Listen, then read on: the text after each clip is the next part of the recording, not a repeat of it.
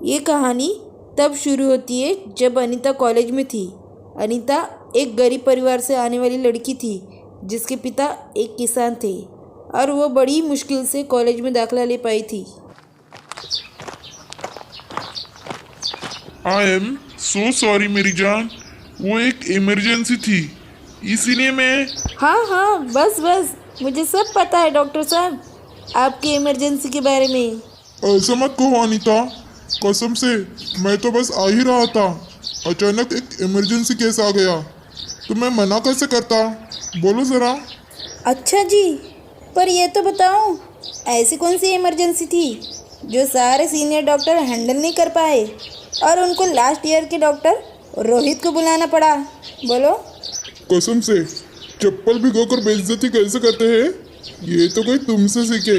ये रोहित है जिसके MBBS का आखिरी साल है, इसलिए अनीता रोहित को डॉक्टर साहब कहकर बुलाती थी।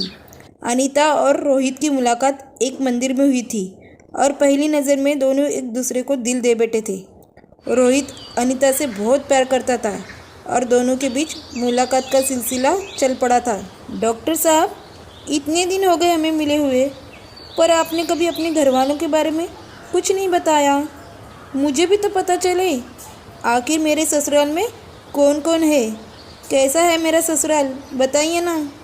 तुम्हारी किस्मत बहुत अच्छी है अनीता, एक तो तुम्हें डॉक्टर पति मिलने जा रहा है और जब तुम मेरे घर वालों के बारे में सुनोगी ना तो हैरानी रह जाओगी।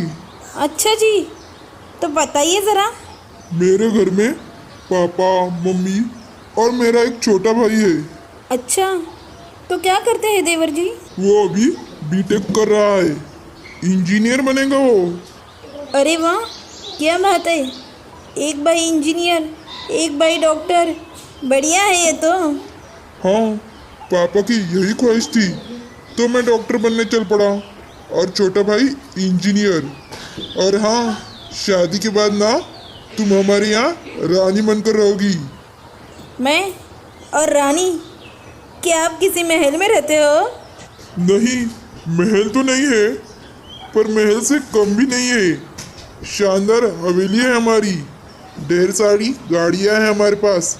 और हाँ, गांव में हमारे पास इतनी ज़मीन है कि पूरा दिन घूमती रहोगी ना तभी भी पूरी नहीं देख पाओगी। अच्छा जी, तो बताओ आपकी यह हवेली है कहाँ? मेरा मतलब कहाँ है आपका गांव? अरे वही तो, सुनो। हेलो, यस सर, जी, मैं अभी आता हूँ। क्या हुआ? Anita, I am so sorry, तुम कैब कर लेना, एक माँ और बच्चे को लाए हैं, बहुत क्रिटिकल है दोनों, एक्सीडेंट केस है। हे भगवान, आप जल्दी चले जाइए, मेरी चिंता मत करना। अनीता को रोहित पर बहुत गर्व था, साथ ही वो ये भी जानती थी कि जिस प्रोफेशन में रोहित है, शादी के बाद भी उसे बहुत एडजस्ट करना पड़ेगा। वो बहुत समझदार लड़की थी, इसलिए रोहित उसे बहुत प्यार करता था। जब रोहित ने उसके घर पर अनीता का जिक्र किया तो अनीता के घर की माली हालत जानने के बाद उसके घर वालों ने इस रिश्ते को साफ इनकार कर दिया। रोहित ने उन्हें मनाने की बहुत कोशिश की, लेकिन वो अनीता को एक नज़र देखने के तक तैयार नहीं हुए। लेकिन रोहित ने भी घर हार नहीं मानी। दिन गुजरे, फिर रोहित और अनीता ने खुद ही शादी कर ली। रोहित के घर वालों ने उससे कोई ताल्लुक़ नहीं रखा। और फिर एक दिन, डॉक्टर साहब, हम यहाँ क्यों आए हैं? वो देखो तुम्हारा सरप्राइज, हमारी नई गाड़ी। क्या सच में हम ये खरीदने वाले हैं?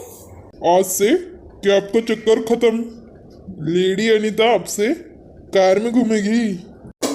थैंक्स। वैसे एक सरप्राइज मेरे पास भी है आपके लिए।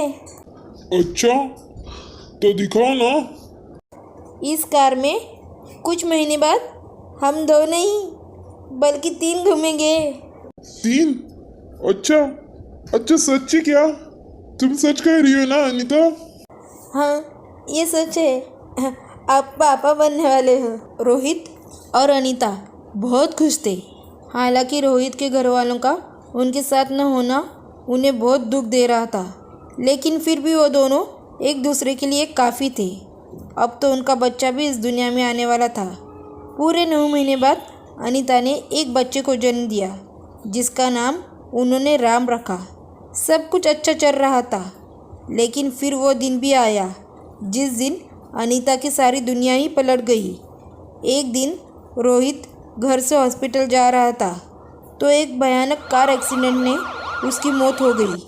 अनीता अचानक से बिल्कुल अकेली हो गई और बेसहारा पड़ गई। रोहित के जाने का दुख, ऊपर से छोटे से बच्चे की जिम्मेदारी।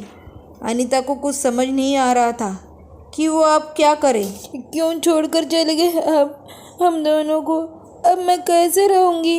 ये सब कैसे संभालूंगी? यूं तो रोहित बहुत अमीर घर का था, लेकिन अनीता से शादी करने की वजह से उसके पास वही पैसा था जो उसे अस्पताल की नौकरी करने से मिला था। अनीता की आर्थिक हालत अब खराब हो गई थी। घर का किराया न देने की वजह से अब उसको एक छोटे से खोली में रहना पड़ रहा था। अनीता के माता पिता भी इस हालत में नहीं थे कि वो अनीता की कुछ मदद कर सके। अनीता ने नौकरी ढूंढने की बहुत कोशिश की, लेकिन छोटे से बच्चे के साथ उसे कोई नौकरी नहीं मिल रही थी। एक दिन अनीता की नज़र अखबार में छपे एक विज्ञापन पर गई। घर का काम करने के लिए एक बाई चाहिए। हे भगवान, लगता है अब यही काम करना पड़ेगा, क्योंकि एक बाई का काम करके ही मैं इस बच्चे को अपने साथ रख सकती हूँ। रानी बनने जा रही अनीता अपने बच्चे के खातिर बाई बनने भी तैयार थी। अगली सुबह वो अपने बच्चे को साथ लेकर उस जगह पहुंच गई जो अखबार के विज्ञापन में दिया गया था। हाँ जी, कहिए। जी नमस्ते, मैं वो बाइक के लिए। अच्छा अच्छा, आइए आइए ना, अंदर आइए। मम्मी, आना ज़रा, वो बाई के काम के लिए एक औरत आई है। अच्छा अच्छा, कौन है? अंदर भेज दो उसे। जी नमस्ते, मैं वो अखबार में। हाँ हाँ, ठीक है। पर ये बच्चा, ये तुम्हारा है? जी ये मेरा ही बच्चा है। मैं एक विधवा हूँ। अच्छा, तो ये बच्चा तुम्हारे ही साथ आएगा रोज? जी, इसे साथ लाना ही होगा। अब चाहे तो मुझे कुछ कम पगार दे देना। ये बस एक कोने में बैठा रहेगा, रोता नहीं है। बिल्कुल, आपको कोई भी परेशानी नहीं होगी, भरोसा कीजिए। अरे वाह, ये तो बहुत ही प्यारा बच्चा है। नाम क्या है इसका? जी, इसका नाम राम है। राम प्रकाश ने अनीता से बच्चे को अपने गोद में लिया और उसे प्यार करने लगा। उधर देवयानी ने अनीता को सारा घर दिखा दिया और फिर। देखो, पैसे तो हम तुम्हें अच्छे दे देंगे, पर हमारी शर्त है कि तुम्हें यहीं रहना पड़ेगा। एक कमरा दे देंगे तुम्हें, और पूरा दिन तुम्हें इस घर का सारा काम करना पड़ेगा। बोलो, मंजूर है? जी, ये तो और भी अच्छी बात है। मैं तो वैसे भी खोली में रहती हूँ, और फिर मेरे जाने आने का खर्च और खोली का किराया भी बचेगा। मुझे मंजूर है। अगले दिन अनीता खोली खाली कर कर अपना सामान समेटकर उस बड़े से घर ले आई। अनीता बाई बन चुकी थी और पूरी मेहनत से देवयानी के घर का ख्याल रखने लगी। वो सारा दिन काम करती थी। उसके काम से देवयानी खुश थी, लेकिन उसे अपने पति का उस बच्चे को लेकर लाड़ प्यार करना बिल्कुल भी अच्छा नहीं लगता था। क्या कर रहे हो राम प्रकाश? वो एक बाई का बच्चा है। तो क्या हुआ? कैसी बातें करते हो? वो एक बच्चा है, और बच्चे बच्चे होते हैं और प्यारे भी होते हैं। क्यों छोटे नवाब, सही कहा ना मैंने? वक्त ऐसे ही बीतता रहा और फिर कई महीनों बाद। अनीता, जरा सुनो। जी मालकिन। घर में पूजा रखवाइए, कल पंडित जी आएंगे और कुछ रिश्तेदार भी आ रहे हैं। रसोइये बुलवाए हैं, तुम बस उनकी मदद कर देना और बाकी के छोटे मोटे काम भी देख लेना। जी मालकिन, आप बिल्कुल भी चिंता मत कीजिए, सब कुछ अच्छे से हो जाएगा। उस रात अनीता को बिल्कुल भी नींद नहीं आई, क्योंकि रोहित को गए पूरे 2 साल हो गए थे। वो देर रात तक रोहित की तस्वीरें देखकर रोती रही, और इसी वजह से सुबह ठीक वक्त पर उसकी आँख न खुली तो देवयानी गुस्से से उसके कमरे में आ धमकी। अरे ये क्या, तुम अब तक सो रही हो? मैंने तो तुम्हें कल ही कहा था ना, उठो। अरे अरे ये क्या, इतनी देर हो गई।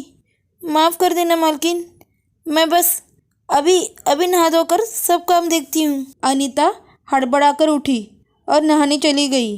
तभी देवयानी की नज़र रोहित की तस्वीर पर गई और वो पूरी तरह चौंक कर बोली, ये तस्वीर तुम्हारे पास कैसे आई? जी ये मेरे पति है। अनीता की बात सुनकर देवयानी ने अपना सर पकड़ लिया। वो वही ज़मीन पर बैठ गई और फिर अगले ही पल उसने अनीता को अपने गले लगा लिया। देवयानी रोए जा रही थी, लेकिन अनीता को कुछ समझ नहीं आ रहा था। देवयानी उन दोनों को लेकर हॉल में आ गई।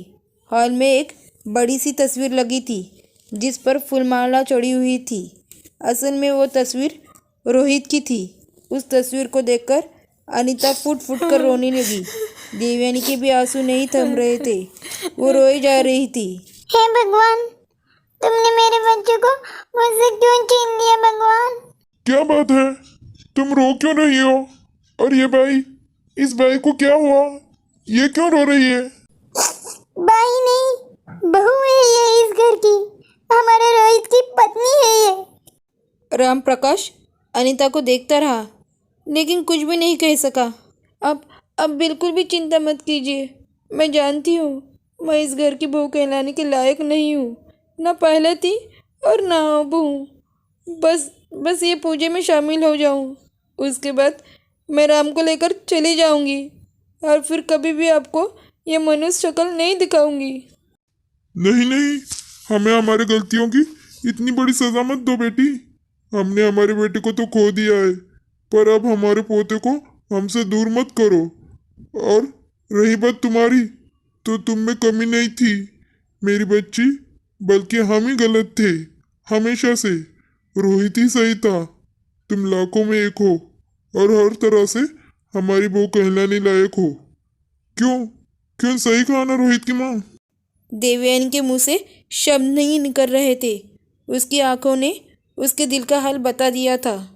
उसने पहली बार राम को अपने गोद में लिया था और वो उसे किसी भी हाल में अपने से दूर नहीं करना चाहती थी, और वो अनीता को भी दिल से अपनी बहू मान चुकी थी। आपको मेरी कहानी अच्छी लगी हो तो प्लीज़ लाइक और सब्सक्राइब कर कमेंट भी कीजिए। Thank you.